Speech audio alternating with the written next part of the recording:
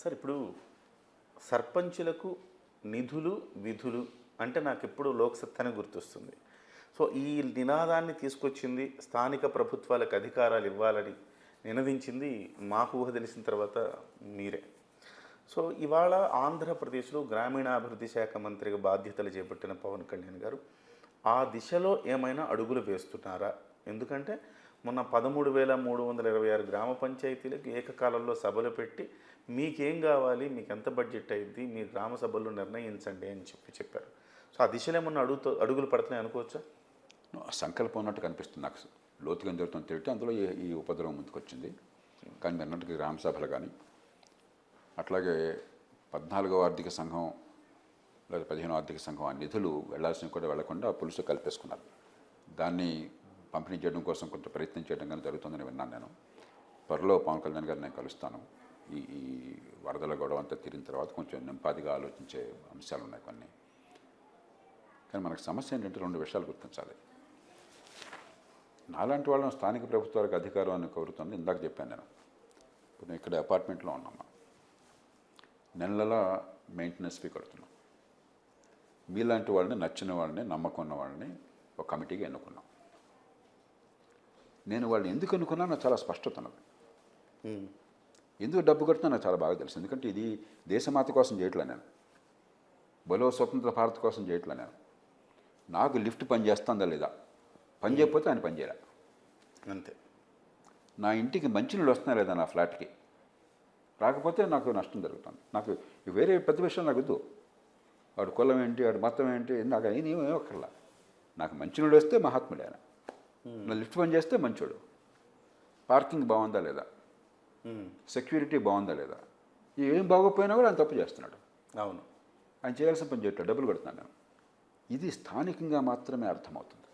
అవును, దూరంగా ఉన్నప్పుడు ఏదో ఓటేస్తాం గుడ్డిగాను, ఏదో పొలో స్వతంత్ర భారత్కని వేసేస్తుంటాం. ఈ కులమనో, ఆ వర్గమనో, డబ్బులను, నినాదమనో, తాయిదాలనో.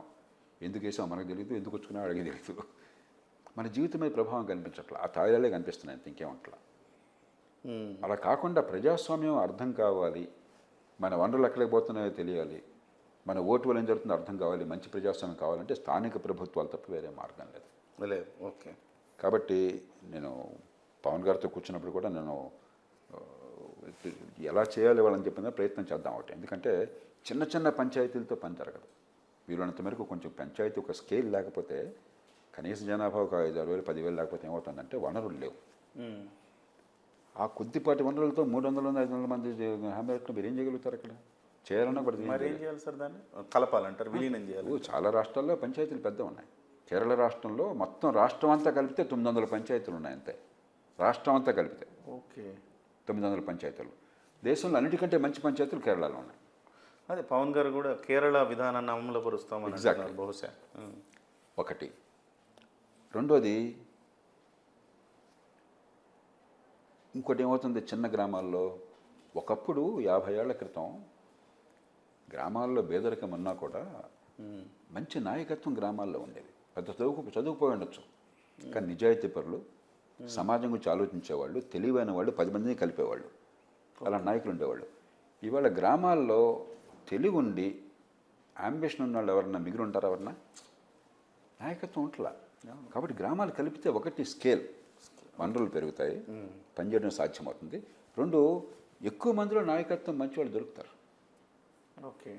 దీంతోపాటు పవన్ కళ్యాణ్ గారు లాంటి వారు ఏపీలో ప్రభుత్వం, తెలంగాణ ప్రభుత్వం కావచ్చు, మిగతా ప్రభుత్వాలందరూ దేశంతో ఆలోచన చేస్తుంది ఏంటంటే, ఇందాక అనుకున్న పట్టణీకరణ అనివార్యం. కానీ ఇప్పుడు పట్టణీకరణ ఏమవుతుంది? ఎందుకని ఈ లోతట్టు ప్రాంతాల్లో నిరుపేదలు ఉండాల్సి వస్తుంది?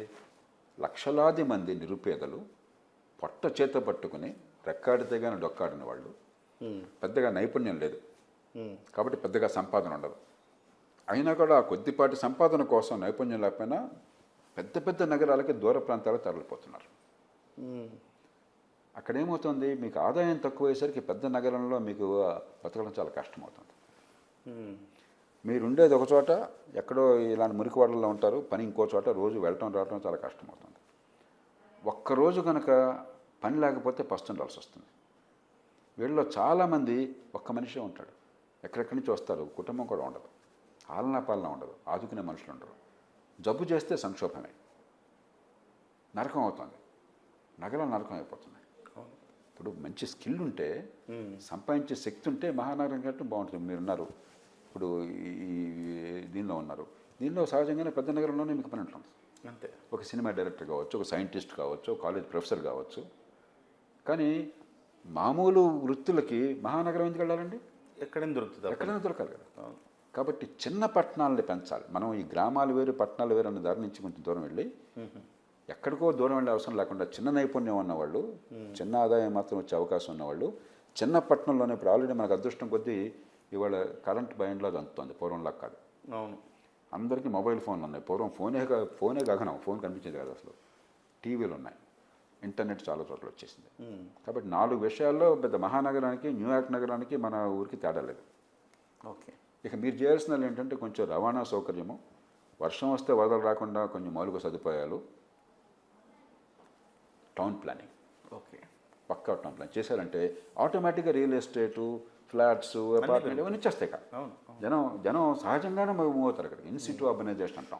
ఒక మోస్తరు, ఒక పెద్ద పంచాయతీని ఒక పట్టణంలో ఉండే సౌకర్యాలు కల్పించాలి. అది కూడా ఒకటి కేవలం పెద్ద అవ్వడం కాదు, కోడల్లో ఉండి మనం కూడా ఇప్పుడు పల్లెటూరులో ఉన్నప్పుడు వారానికి 2 సార్లు 3 సార్లు పక్కన చిన్న పట్టణానికి వెళ్తుంటాం మనం. అవును. ఏమైనా కొనుక్కోవాలన్నా, సినిమాకి వెళ్ళాలన్నా, ఇంకేంటి మనకి. కాబట్టి ఆల్రెడీ ఒక అర్బన్ క్యారెక్టరిస్టిక్ ఉంది.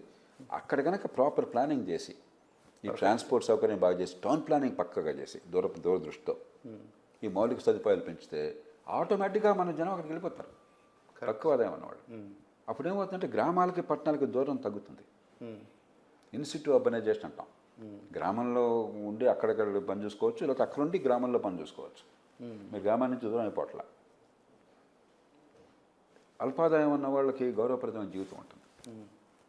మహానగరాల్లో ఇలా వరద వస్తే ఒకరోజు భయం, మరొకటి వస్తే ఏంటి భయం ప్రతిరోజున?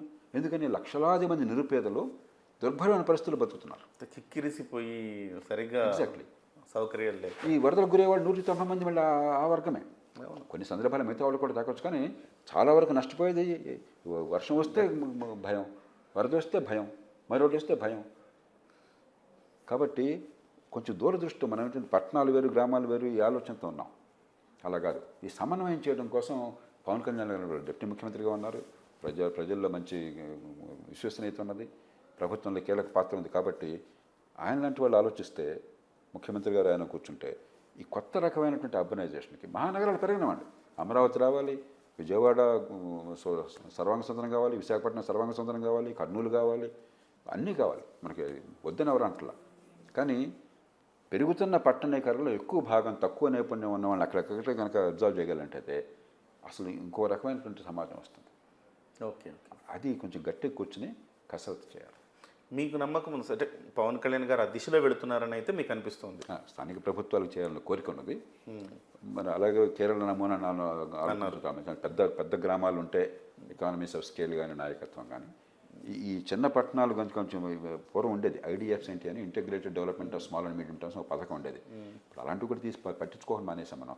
ప్రభుత్వం అచేతనమై రియాక్టివ్గా అయిపోయింది. అవును సార్. ప్రభుత్వం ఒక దూరదృష్టి ఆలోచించి రూపకల్పన చేసి దానికి సమాజాన్ని సమాయత్తం చేయట్లా. ఏదైనా వస్తే ప్రధానికి రియాక్షనే, వాడు తిట్టాడు రియాక్షను, ఇది వర్షం పడింది రియాక్షను, అంతేగాని ప్రోయాక్టివ్ ఎక్కడ? ఇంతకుముందు కూడా కలిశారు కదా సార్ పవన్ కళ్యాణ్ గారు, మిమ్మల్ని ఆహ్వానించినట్టున్నారు, మిమ్మల్ని ప్రొఫెసర్ నాగేశ్వర్ గారిని ఇలాగా మీ అందరితో సమావేశం అయినట్టున్నారు కదా సార్ ఎన్నికలకు ముందు? ఈ మధ్యకాలంలో ఒకటి కలిసాం, ఎన్నికల ముందు కొంతకాలం. పవన్ నాకు సోదరులు లాంటి వారు. సార్